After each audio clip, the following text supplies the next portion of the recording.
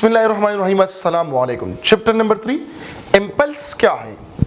इससे पहले हमने मोमेंटम सीख लिया है, लीनियर मोमेंटम क्या होता है। अब देखो इम्पल्स, अगर आप लोगों को याद है तो लास्ट लेक्चर में हमने ये फार्मूला पढ़ा है कि F is equal to delta P divided by delta T पढ़ा है। तो इम्पल्स है change in momentum is known as impulse, या हम कहते हैं कि when a large force is applied in a very short interval of time is known as impulse. Practical life में इम्पल्स के एग्जांपल्स क्या है।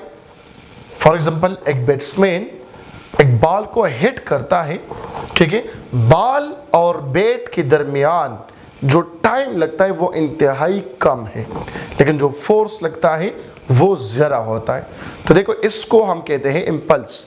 A very large force is applied on a body in a very short interval of time, that is called impulse. Clear होगी बात। या एक footballer है, वो फुटबॉल को हिट कर रहा है, ठीक है, तो उसके फुट और बॉल के दरमियान जो टाइमिंग है वो बहुत ज़्यादा कम है, लेकिन जो फुटबॉलर फोर्स लगाता है वो ज़्यादा होता है। तो लार्जर फोर्स लग गया in a very short interval of time में, इसको हम कहते हैं क्या, इम्पल्स कहते हैं, ठीक है। इम्पल्स का मैग्नीट्यूड हम कैसे मालूम करेंगे कि इस इम्पल्स का मैग्नीट्यूड कितना है। तो हम क्या करेंगे, फोर्स कितना लग गया बॉल पे, ठीक है, कितने टाइम में लग गया, उन दोनों को मल्टीप्लाई करके यहाँ पे आ गया इम्पल्स। तो देखते हैं यहाँ पे कि impulse J is equal to change in momentum, और change in momentum is equal to F multiplied by delta T. When a very large force is applied in a very short interval of time, that is called impulse. Clear है? F multiplied by delta T. अब यहां पर देखिए, एक MCQ आ जाता MDCAT 2020 में कि Newton second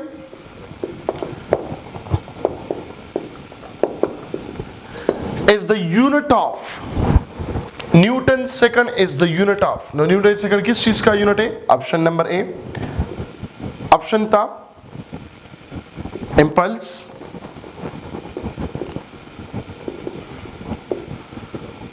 linear momentum,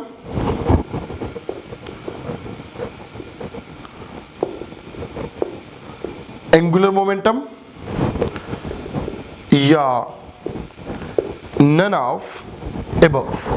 तो देखो, न्यूटन सेकंड किस चीज का ऐसा यूनिट है, ये है इम्पल्स का है। आप लोग यहां पर देखिए ना, F J is equal to F into delta T.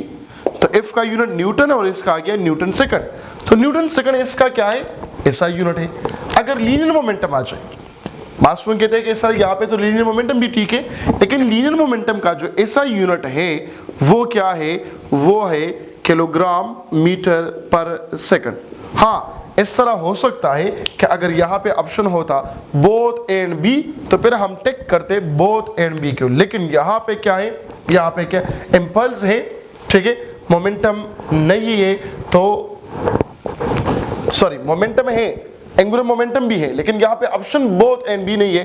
तो इसमें से हम करेक्ट करेंगे कौन सा option, option number A, that is called impulse, ठीक है। बोथ एंड बी ऑप्शन होता तो फिर हम करेक्ट करते कौन सा, both A and B correct करते। सो इसका बेस यूनिट क्या है, जीएस यूनिट क्या है, डायमेंशंस क्या है, same as that of linear momentum, ठीक है। ग्राफिकल क्या होगा, अक्सर एमसीक्यूज में आते हैं कि the area of force and time graph gives us what, the area of force and time graph gives option A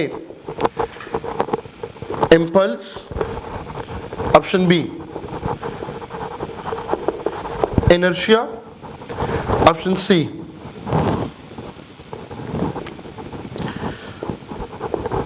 momentum, option D both A and B. अब देखें, both A and B option है इसमें, लेकिन T कौन सा है, option तो ये होनी चाहिए कि बोथ एंड सी, तो फिर हम टिक कर दे ऑप्शन डी को। अब यहाँ पे बोथ एंड सी नहीं है तो हम सिर्फ टिक करेंगे किस चीज को, इम्पल्स को टिक करेंगे। कैसे, यहाँ पर देखिए ये आ गया टाइम और ये आ गया फोर्स, ठीक है, और ये आ गया इसका ग्राफिकल एनालिसिस। तो फोर्स मल्टीप्लाई बाय टाइम, ये क्या है, ये एरिया है, area is equal to F multiply by delta T, ठीक है। तो ये हमें क्या देता है, ये हमें देता है जे देता है, जे क्या है, इम्पल्स है। हाँ, इस तरह होता कि बोथ एंड सी, तो फिर हम टिक करते थे किस चीज को, बोथ एंड सी को करेक्ट करते हैं, लेकिन इनर्शिया को तो नहीं है ना, जब इनर्शिया का यूनिट नहीं है तो फिर हम सिर्फ और सिर्फ टिक करेंगे किस चीज को, इम्पल्स को करेक्ट करेंगे, ठीक है। अब यहां पर देखें, इसके बाद है law of conservation of linear momentum, law of conservation of linear momentum. Law of conservation of linear momentum क्या है कि फर्स्ट ऑफ ऑल हम सीख लेंगे what is mean by isolated system. Isolated system क्या है, जिसमें तमाम फोर्सेस क्या हो, जीरो हो, तमाम फोर्सेस क्या हो, जीरो हो। तो कंजर्वेशन का मतलब क्या है, कंजर्वेशन का मतलब एब्सोल्यूट या कांस्टेंट या यूनिफॉर्म, ठीक है। तो यूनिफॉर्म लीनियर मोमेंटम कब होगा, कांस्टेंट कब होगा, एब्सोल्यूट कब होगा, जब फोर्स क्या हो, जीरो हो, एक्सटर्नल फोर्स क्या हो, जीरो हो, ठीक है। तो मोमेंटम कंजर्व होगा when F is equal to zero, तो change in momentum is equal to zero होगा। तो चेंज इन मोमेंटम जीरो है तो यहां पे जो इंपल्स है वो क्या होगा, जीरो होगा, ठीक है। यहां पे जो चेंज इन मोमेंटम जीरो है, इसका मतलब क्या है कि मोमेंटम कांस्टेंट है। इसका मतलब क्या है, मोमेंटम कांस्टेंट है। जो मोमेंटम कांस्टेंट है इसका मतलब क्या है, इनिशियल मोमेंटम बराबर है किस चीज के, फाइनल मोमेंटम के। और जो इनिशियल मोमेंटम बराबर है फाइनल मोमेंटम के, तो इसका मतलब क्या है, M V I is equal to M V F के बराबर है। जब ये बराबर है तो इसका मतलब क्या हुआ, M V is equal to constant हुआ, ठीक है। जब एम वी कांस्टेंट है तो M is inversely proportional to velocity, ठीक है। इसका मास ज्यादा हो तो उसका वेलोसिटी कम होगा, मास कम है तो वेलोसिटी क्या होगी, वो ज्यादा होगा, ठीक है। अगर देखो आपने इस तरह के एमसीक्यूज बहुत सारे पढ़े हैं और देखे भी हैं कि फॉर एग्जांपल एक बंदा है वो पिस्टल के जरिए या गन के जरिए किसी चीज को टारगेट करते हैं, ठीक है। बताते हैं कि इसने फायर किया, बुलेट का जो स्पीड है इतना है, बुलेट का जो मास है इतना है, मास ऑफ ए गन या मास ऑफ ए पिस्टल जो भी है, ठीक है, वो इतना है। वेलोसिटी रिकॉइल जो है वो मालूम करें, रिकॉइल ऑफ गन मालूम करें, तो क्या करेंगे आप, इसको हम लिख सकते हैं m1v1 is equal to m2v2, ठीक है। बंदे ने फायर किया, कहता है कि mass of a gun suppose करें ये बराबर है 2 kilogram, mass of a bullet ये बराबर है 0.02 किलोग्राम, ठीक है। वेलोसिटी ऑफ बुलेट ये बराबर है कितना, 3 मल्टीप्लाई बाय 10 पावर 2 सपोज करें, ठीक है ना, मीटर पर सेकंड। आपसे मांग रहा है वेलोसिटी ऑफ गन क्या होगा, तो हम कैसे मालूम करेंगे, इस इक्वेशन के जरिए हम मालूम करेंगे। कैसे, यहां पर देखें, मैं लिखता हूं mass of gun velocity of gun is equal to mass of bullet velocity of bullet, ठीक है। तो क्या मालूम करना है, वेलोसिटी ऑफ गन मालूम करना है। So velocity of gun is equal to mass of bullet velocity of bullet divided by mass of gun, ठीक है। यहां पे हम वैल्यू पुट करके हमारे पास क्या आ जाएगा, वैल्यू आ जाएगा, ठीक है।